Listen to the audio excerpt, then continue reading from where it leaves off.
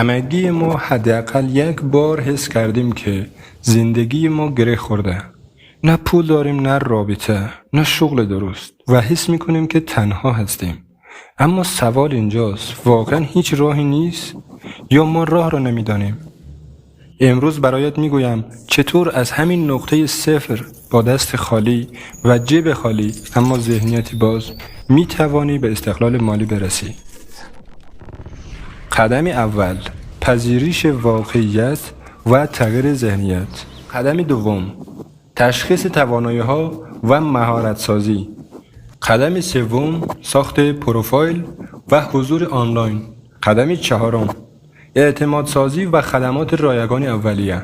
قدم پنجم، شروع فروش خدمات و مهارت. قدم ششم، مدیریت پول و ارتقای مهارت.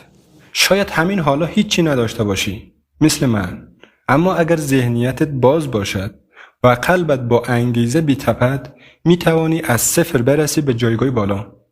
استقلال مالی فقط برای آدمای خاص نیست، برای آدمهای با اراده است. اگر تصمیم گرفتی از امروز شروع کنی، کامنت بگذار من از همین حالا شروع میکنم. و در آخر سابسکرایب یادت نروه، چون ما هر هفته در همین مسیر کنارت هستیم.